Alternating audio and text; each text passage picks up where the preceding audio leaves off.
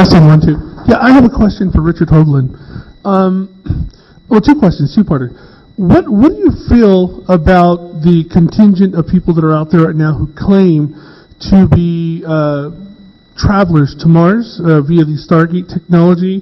We have Andrew Bashago, we have William Stillings. They're quite controversial, as you know, but there's a lot of people that believe them. And they even a lot of the video evidence that they produced of so-called Stargates, it's been debunked as having been part of like commercials. And then they claim that the government made those videos after the fact to further debunk the technology that we know exists and have used. Second part, I own a radio station called Scepter Radio Network, and we have a lot of shows on there. The most controversial show we have right now is some gentleman who worked with you in the past who claims that you are suppressing images of Mars that he has discovered through a video called UFO Diaries.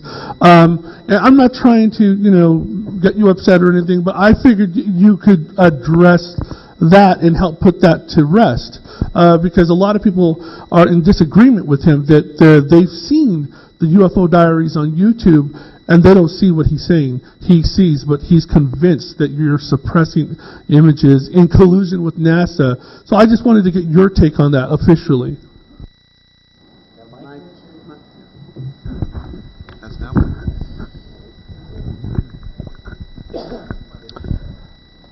Hello? This is delicate to talk about because the individual who is promulgating this is not totally here, and I don't mean that in a positive sense. He calls himself Mad Martian, and unfortunately that is somewhat accurate. Think about it this way. I have spent the last 35 years pressing NASA and this government to release the data they've accumulated about an ancient civilization on Mars. I have looked high and low for images, for evidence, for documentation. I have spent countless hours, countless amounts of money, countless hours in airplanes, countless time talking to people, listening to total wackos on the possibility they might have a germ of data, cross-correlating. If I was able to prove that NASA had a set of images of the structures at Cydonia that have never been made public, and I had access to them, wouldn't it be kind of logical that I could make a fortune if I brought those out and revealed them? What possible logical reason would I have to suppress that smoking gun evidence? Gary, that's his real name, Gary Leger, unfortunately is not well. He needs help. And Robin and I, through many years, tried to help him quietly, privately, in ways that I don't have to go into.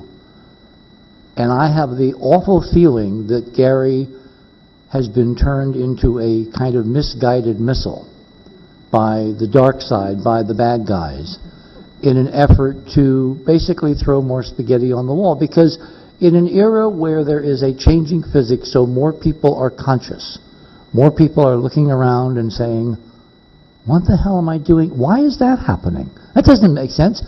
We need to change that. When that is a general societal occurrence, it means you can no longer keep secrets.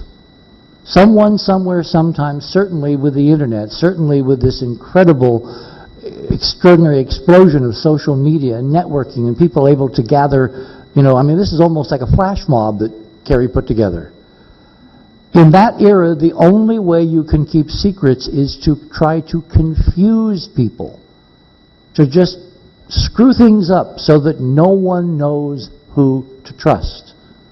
And so I view Gary as someone who is predisposed to be susceptible to influences where he becomes a disinfo agent to basically screw up data that we're trying to present in a logical, coherent, scientific fashion where you can hang on to it and validate that this part is true, this part is true, this part is true.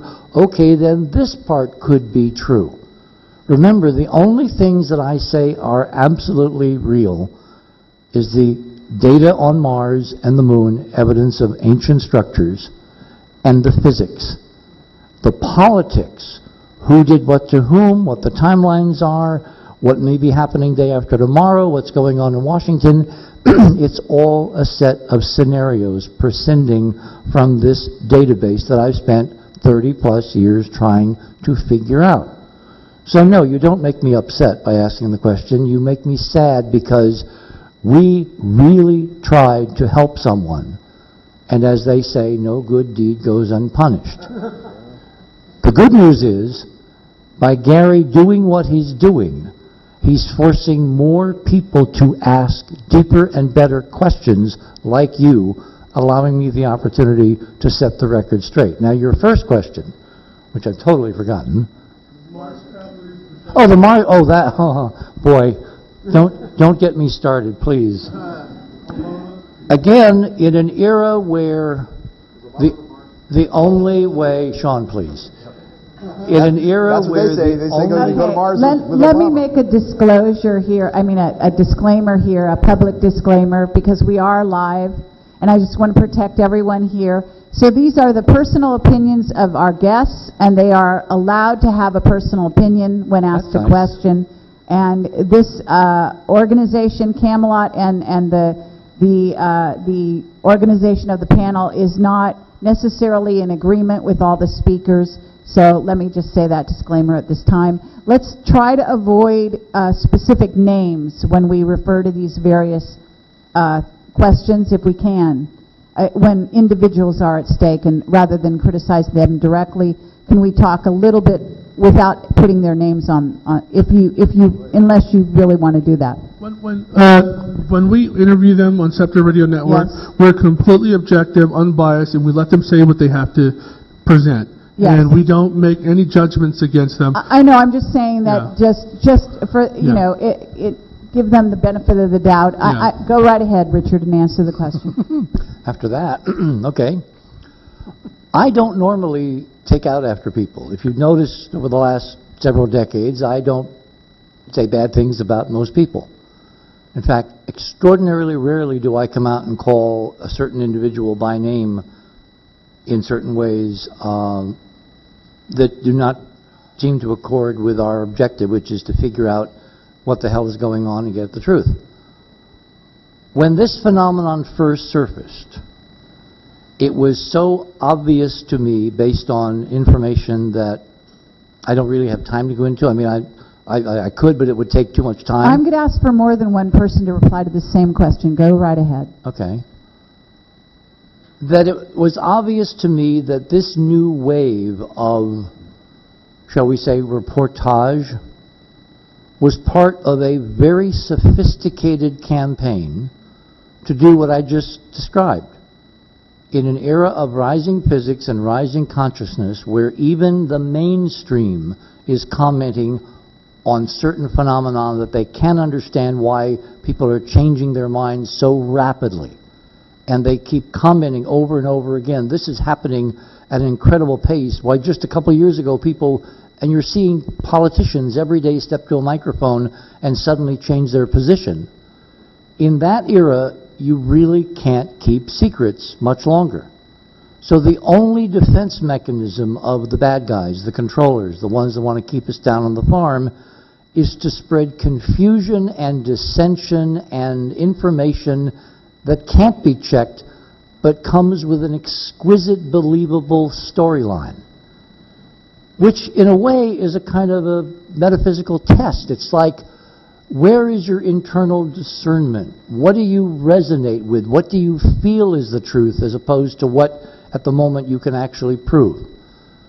This whole idea of travel to and from Mars and a whole program, Pegasus and all that, I view admittedly in a very jaundiced light, in view of the data we have looked at and the fact that we really shouldn't have this data at all.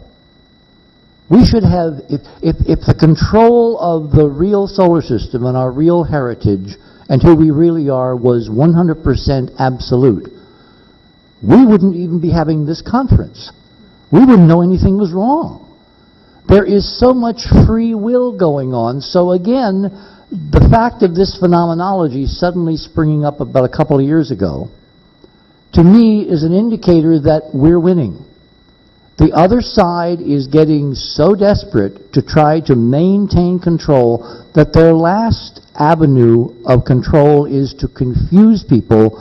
So the folks that are trying to do things are viewed with suspicion and fear as opposed to an open, okay, let's see where this goes. Fear is the mechanism. I allude back to Korea.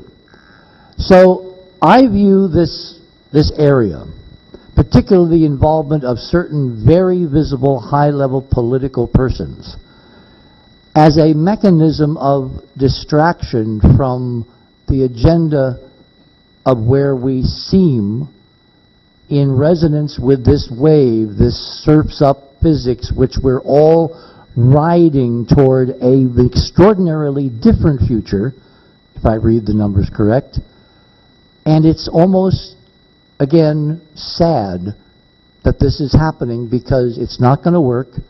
It's not going to distract us very long. It doesn't need to have names attached to it. It will fall by the wayside, and the reality of the extraordinary past and future we once had and can have again will come to the fore. Okay, thank you. Okay, actually, I'm sorry, and I will let you go next, but I'd like Art to reply to this. Do you want to say something to this, because you have something to say, and this is your opportunity. So if you would like to address that question. Well, simply put, I agree with Richard, regardless of my story. I wasn't talking about No, I understand that, and I'm thankful that other people are expressing what I feel, what I was going to talk about a little bit tomorrow, but without mentioning names, for legal reasons.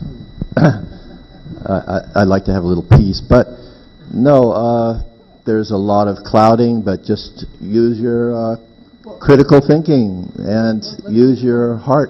Let me add one postscript. Ask lots of questions. Okay. We have documented in Dark Mission that all of the astronauts, except for one, appear to have been subject to, and I'll use a gentle term here, mind alteration. The one guy who wasn't, who was held as sacred among that group, unfortunately is now no longer with us. He also is the one astronaut who never appeared in public, except under extraordinarily rare circumstances. And when he did, he was very, very taciturn and very circumspect in what he said, except on the 25th anniversary of Apollo at the White House, with the President of the United States standing behind him, where he spoke in such a blatant code about what Apollo really did and what it accomplished and what it brought home, that even some skeptics I know were raising their eyebrows. Because he started out that speech by referring and comparing the astronauts to parrots who couldn't fly very well. And what are parrots known for besides flying? Repeating things they've been told. So he tried to tell the truth, and in Emily's parlance, to tell it slant. I feel this current group of individuals, because I paid very close attention, as one has to when you're trying to mix the politics and the science and thread your way through the matrix. I feel this current group of individuals is equally sincere and also have had their minds altered, that they have a script and they believe their script. It doesn't mean we have to. Okay, thank you, Richard. We're going to let David and then Laura. Yeah, Mr. Hoagland.